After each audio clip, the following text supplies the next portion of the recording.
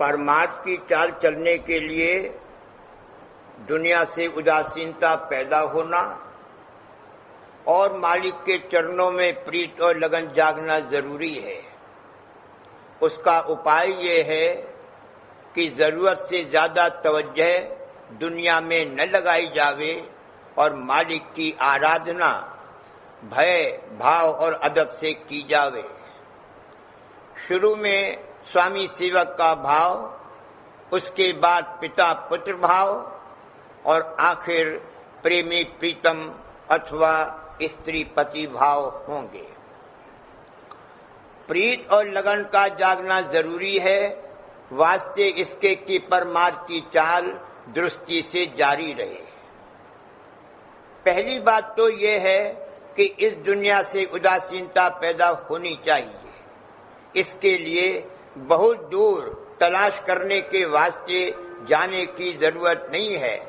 रोजमर्रा खुद पर ही इस तरह की हालतें गुजरती रहती हैं और दुनिया में भी देखने में आता है कि बड़ी बेबसी और लाचारी है। कोई जतन और कोशिश पेश नहीं जाती। एक उलझन सुलझने नहीं पाती, दूसरी खड़ी हो जाती है। हजार बंदोबस्त और इंतजाम करने पर भी दुख, तकलीफ, मुसीबत और तरद्दुद से बिल्कुल पीछा नहीं छूट सकता। इन सब उलझनों और तरद्दुदात से छूटने का सिर्फ यही उपाय है कि जितने दर्जे में अपने गुजारे और यहाँ के लोगों से व्यवहार व बर्ताव के लिए जरूरी और जायज है, उससे ज्यादा तवज्जो इस दुनिया में न लगाई जावे और रोज बरोज उसमें भी कमी की जावे। इस दुनिया को कभी अपना घर और रहने की जगह न समझे। इस बात का पक्का इरादा कर ले कि हमें इस देश को छोड़कर अपने निज घर जाना है। हकीकत में ये अपने असली और निज घर से बहुत दूर हो गया है और दुनिया में इसकी तवज्जो इस कदर जज्ब हो गई है कि अपने पिता और स्वामी को भूल और बिसर गया है। अपने पिता यानी सच्चे मालिक की याद करना और वह कार्रवाई करना जिसमें रोज बरोज उससे नजदीकी हासिल हो, इसका निज धर्म है। अंतर में जो शब्द चैतन्य की धार आ रही है वह स्वामी है और यह उसकी अंश और सेवक है। भय, भाव और अदब के साथ अपने प्रीतम की आराधना और सेवा करना सेवक का धर्म है।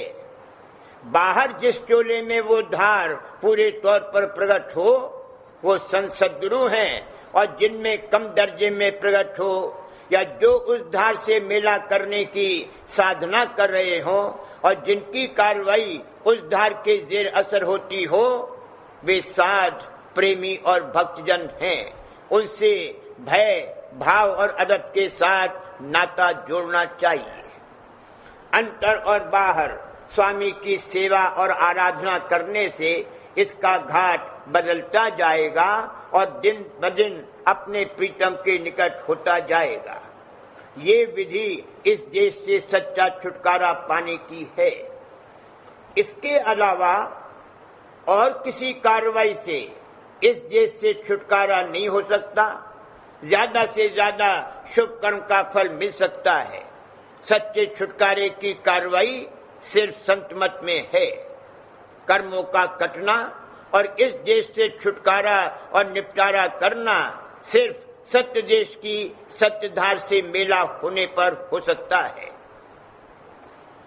सब मजहबों में अपने अपने दर्जे के मुताबिक धर्म और नीति है।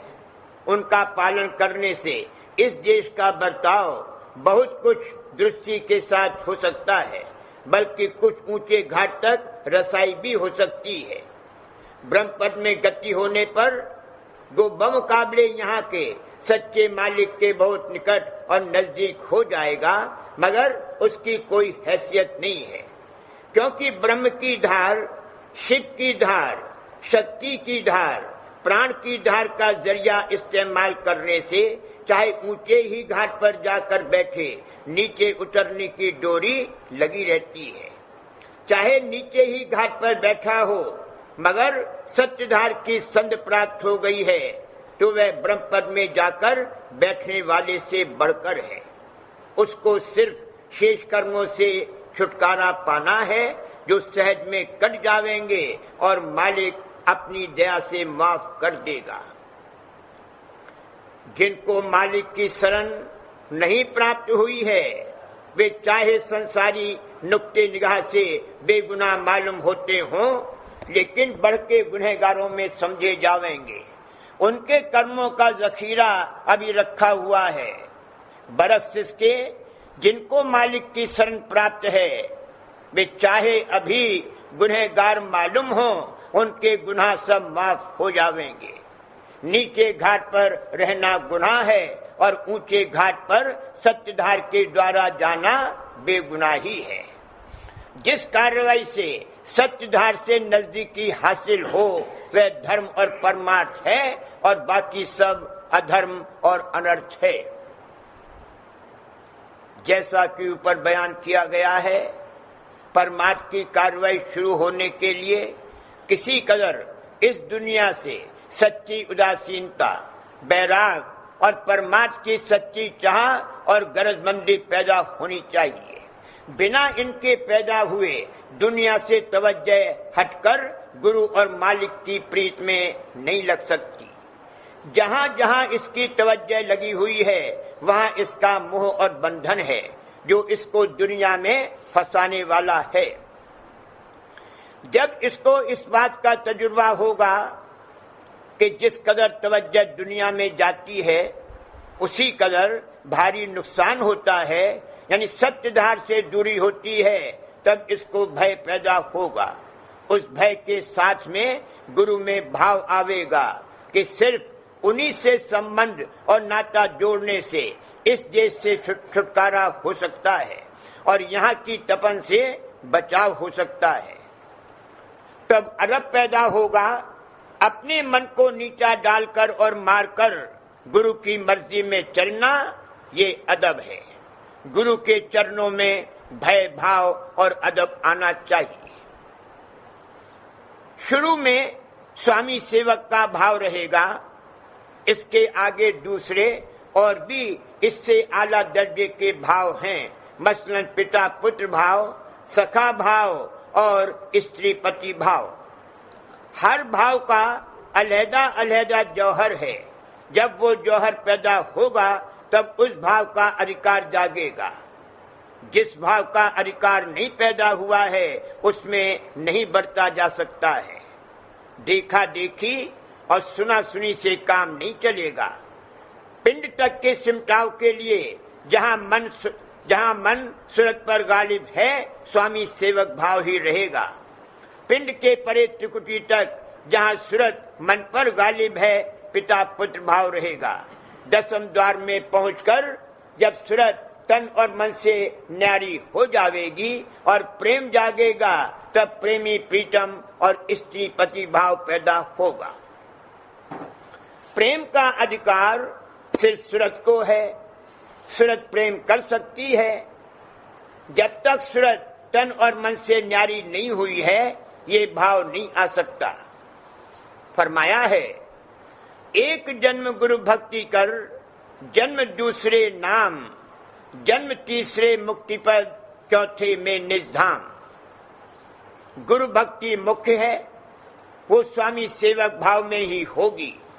वैसे सत्यलोक तक भक्ति रहेगी, मगर दसम द्वार तक तन और मन से सूरत के न्यारे होने पर प्रेम का अधिकार हो जाएगा। सत्यलोक में पहुंचकर ज्ञान प्राप्त होगा।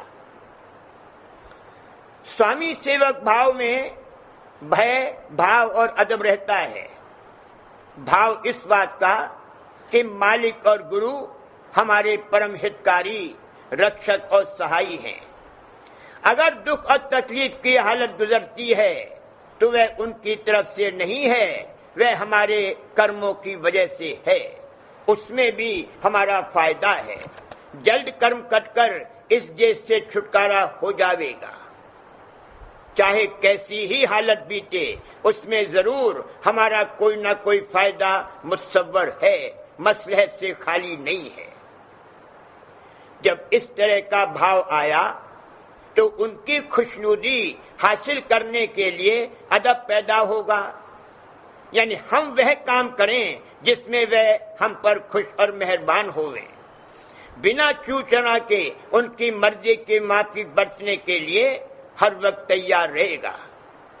संशय रहित आज्ञा पालन होगा। गुलाम की तरह अपने को मालिक के तय सौंप देगा। स्वामी सेवक भाव में बड़े ऊंचे दर्जे का बर्ताव होता है, जैसा कि इस दृष्टांत से जाहिर होता है। पूछा कि तुम्हारा क्या नाम है? जवाब दिया कि जिस नाम से आप पुकारें। क्या काम करोगे? कहा कि जो काम करने को हुक्म देंगे। क्या खाओगे? जो आप खिलावेंगे। क्या पहनोगे? जवाब दिया कि जो आप पहनावेंगे। पुराने जमाने में जबकि गुलामी की प्रथा यानी रिवाज था, गुलाम अपने मालिक के साथ इसी तरह से बर्ताव करते थे और मालिक भी उनको अपने मुतबन्ना यानी दत्तक पुत्र के समान समझते थे। और यह और बात है कि आइंदा चलकर किसी जमाने में इस प्रथा में बहुत बुराइयां आ गईं, जिनकी वजह से इस प्रथा को हटाने की जरूरत हुई। स्वामी सेवक भाव में कभी ये ख्याल नहीं होता कि मालिक हम पर जुल्म और सितम करेगा, बल्कि वह जो करेगा हमारे बेहतरीन फायदे के लिए होगा। कभी चाहे धक्के भी मिलें, कुकर के समान दरवाजा नहीं छोड़ेगा। हमेशा टुकड़े की आस में बैठा ही रहेगा कि जब टुकड़ा मिलेगा हम लेंगे। इस प्रकार का आसरा गुरु और मालिक का होना चाहिए। स्वामी सेवक भाव आगे चलकर पिता पुत्र भाव में तब्दील हो जाता है। इस भाव में एक किस्म का हक सा रहता है। जैसे पुत्र को हक होता है, पुत्र अपने पिता से सब कुछ ले सकता है, पर उसका उस पर एहसान नहीं होता, और जहां एहसान नहीं वहां कर्म बोझ भी नहीं। जिसका एहसान हो उससे नहीं लेना चाहिए। पुत्र सिवाय अपने पिता के किसी दूसरे से नहीं लेता है। अपने माता पिता से चाहे लड़ झगड़ कर ही ले, पर उसका बोझ नहीं मानता। चाहे दुख तकलीफ हो, माता पिता को अपना हितकारी ही समझता है और उनका आधार नहीं छोड़ता, बल्कि ज्यादा तकलीफ और दुख दर्द हो तो ज्यादा आधार प्राप्त करने के वास्ते उनकी तरफ ज्यादा रुजू होता है।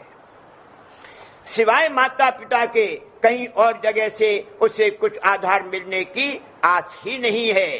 न बच्चा अपने माता पिता के सिवाय किसी को जानता है। उसको अपनी माता से खून के रिश्ते का प्यार है। उसकी देह माता के खून से बनी है और उसके दूध से उसका पालन हुआ है जो उसके अंदर मौजूद है। ये और बात है कि बड़े होने पर और बातों में अपनी तवज्जो लगाकर माता पिता को भूल जाए और उनकी प्रीत जाती रहे या कम हो जावे। दृष्टांत का एक अंग लेना चाहिए। इस देश में ऐसी कोई मिसाल नहीं दी जा सकती जिसका किसी बात पर पूरे तौर पर इतलाक हो। राधा स्वामी दयाल माता पिता हैं, सूरत उनकी अंश है। अभी सूरत तन और मन से बिल्कुल न्यारी नहीं हुई है। जब सूरत का कुछ अंग बरामद हो तो वह बच्चा है और राधा स्वामी दयाल उस सूरत बच्चे को पालते हैं। ये पिता पुत्र भाव है। जब सूरत तन और मन से न्यारी हो जाएगी तब प्रेम पैदा होगा और स्त्री पति भाव शुरू होगा। प्रेम आने पर सब जतन और कोशिश खत्म हो जाते हैं, फिर कुछ करना नहीं रहता। सब साधना खत्म हो जाती है और वही साध है। अब जो कुछ कार्रवाई होती है उसका करने वाला वो नहीं है, बल्कि उसका प्रेरक मालिक है। मालिक की प्रेरणा से सब काम होता है। स्त्री पति भाव का ये मतलब है कि अब शब्द की कशिश का असर सूरत पर पूरे तौर पर होता है। सूरत अब कशिश में आ गई। मालिक और इसके दरमियान जितने पर्दे थे सब दूर हो गए, वह अब प्रेम स्वरूप हो गई। सूरत और शब्द अब एक हो गए, होए एक सतलोक ठिकान। पाठ में शब्द निकला, बुलहवसी और कपटी जन को नेक न धुन पति आई, हिर से हवस से कुछ नहीं होता, तन मन देव चढ़ाई। इसको खबर नहीं है कि मैं चाहता और मांगता क्या हूं। जो चाहता कुछ और है और मांगता कुछ और है, वो कपटी है। किसी चीज के हासिल करने का अधिकार अभी नहीं पैदा हुआ है, मगर चाहता है कि वह मिल जाए, इसका नाम हवस है। खुद को वह चीज मिली नहीं, दूसरों को जिनको मिली है देखकर हिर्स करता है।